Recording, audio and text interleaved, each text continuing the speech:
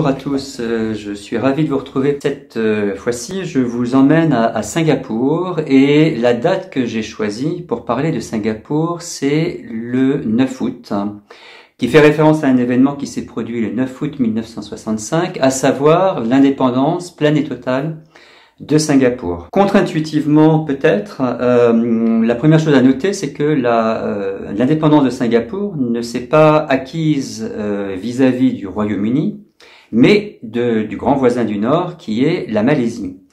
En effet, si on fait un très rapide retour en arrière, en 1963, Singapour avait décidé de rejoindre la Fédération de Malaisie, qui elle-même avait pris son indépendance du Royaume-Uni. Et ce qui est intéressant dans l'histoire de l'indépendance de Singapour, c'est que c'est une indépendance qui n'a pas été souhaitée par les autorités singapouriennes, en tout cas celles qui avaient la légitimité dans le cadre d'une autonomie qui avait été concédée à Singapour.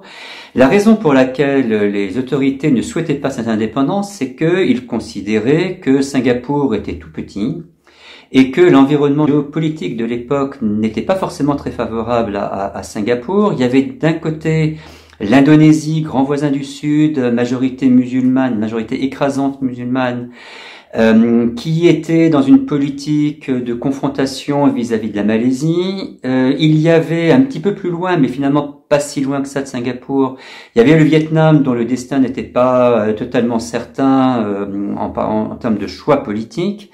Et donc face à ces grands voisins remuants, Singapour ne se voyait pas jouer son avenir en solo. Et donc, pour Lee Kuan Yew, qui a été le père de l'indépendance et puis après le père du boom économique de Singapour, l'avenir passait par le fait de rester dans la Fédération de Malaisie. Sauf que, assez rapidement, après l'indépendance de la Malaisie, les autorités malaisiennes ont mis en place des systèmes de discrimination positive en faveur des Malais. Donc là, je parle bien de l'ethnie malaise par opposition aux ressortissants de la Malaisie qui sont les Malaisiens.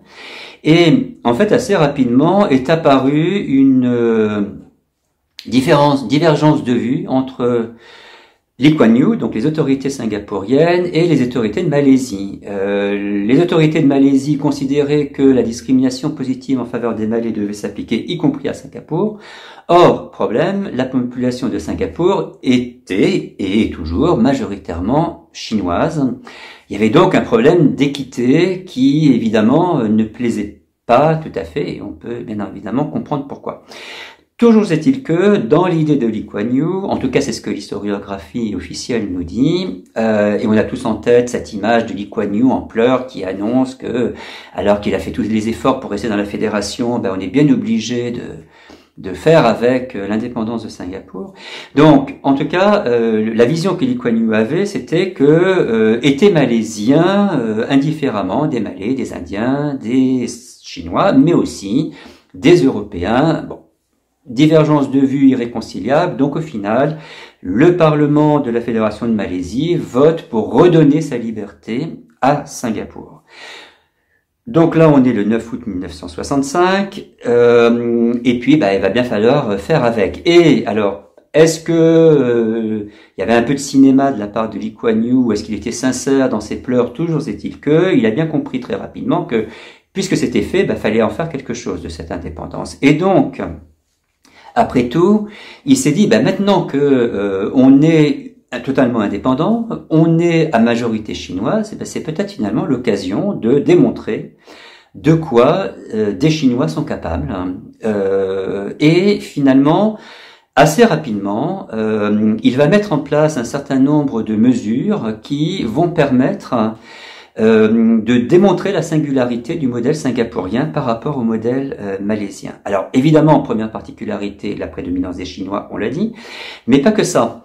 Par exemple, très vite dans l'histoire de Singapour, des systèmes de logement qu'on appelle les HDB, donc qui sont un parent très très éloigné de nos HLM, mais dont il faudrait enlever la connotation que nous avons en France un peu négative. Mais là, en fait, dans des parcs immobiliers construits sous l'égide de l'État, Dès le départ, la règle veut que la composition d'un immeuble, la composition ethnique d'un immeuble, doit refléter la composition ethnique du pays. Donc, pas de ghetto, mélange des ethnies, imposition d'une seule langue obligatoire dans l'enseignement, l'anglais, comme ça, il n'y a pas de jaloux.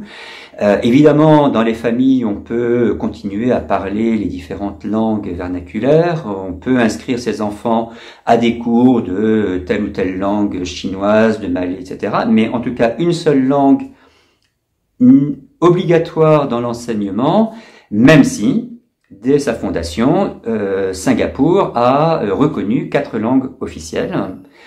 Dans l'ordre, donc, l'anglais, le mandarin, le malais et le tamoul pour la population indienne. Donc, mise en place d'un système qui remet les relations entre les différentes ethnies, les races, comme on dit encore dans le langage officiel de Singapour, qui mettent donc ces relations à plat, et donc, évidemment, mise en place de tout un environnement extrêmement favorable à un développement économique. Et puis assez rapidement aussi la volonté de se positionner, enfin de renforcer plus exactement, parce que ça existait déjà, mais de renforcer ce qui a fait quand même la particularité de Singapour et ce qui a été à l'origine de la création de Singapour, c'est-à-dire ce point de passage entre l'Orient et l'Occident. Alors évidemment, à l'époque, la Chine n'était pas encore ce qu'elle est devenue aujourd'hui. En revanche, le Japon était sur le plan économique la grande puissance montante. Et puis, puis il y avait de l'autre côté donc tout le continent occidental. Donc Singapour a tout de suite mis en place tout ce qu'il fallait pour être plus que jamais incontournable en termes de flux, d'échanges internationaux. En plus de ça, mise en place tout de suite de systèmes qui permettent à Singapour d'être très attractif en termes d'investissement étranger. Par des politiques de défiscalisation, par aussi une politique résolue d'orientation de l'économie vers l'avenir, vers la recherche, vers les industries à forte valeur ajoutée. C'est un territoire sans aucune ressource, donc il faut plutôt compter sur l'intelligence. Et puis ça s'accompagne à l'interne d'une politique très stricte de contrôle des populations, assez peu de liberté sur le plan politique et des idées, faut bien le dire, mais aussi répression assez brutale selon nos critères à nous de tout ce qui pourrait ressembler un petit peu à de la contestation, enfin bref.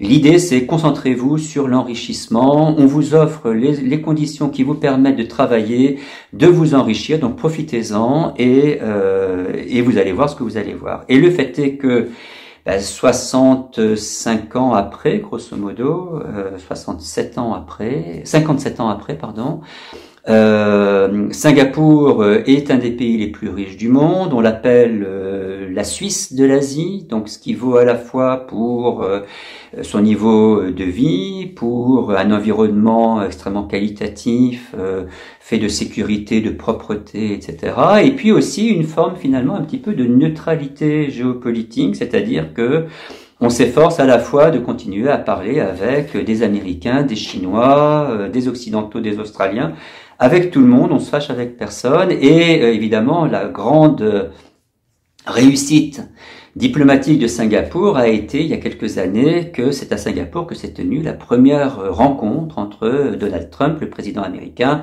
et Kim Jong-un, le président de la Corée du Nord.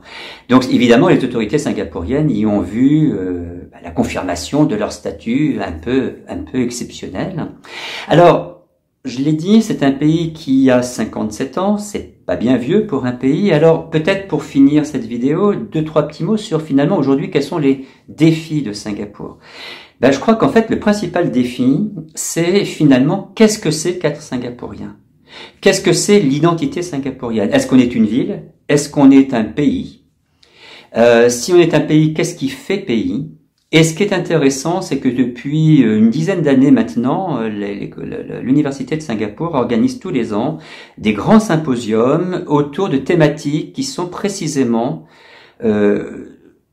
qu'est-ce que c'est qu'être ensemble, qu'est-ce que c'est que faire identité nationale au-delà des différences ethniques, hein, et comment, évidemment, aujourd'hui avec la montée de la Chine, comment exprimer la singularité chinoise de Singapour sans se positionner en opposition à la Chine, mais tout en gardant ce qui fait les clés du succès, c'est-à-dire le libéralisme, des conditions d'investissement et d'exercice du travail extrêmement souples.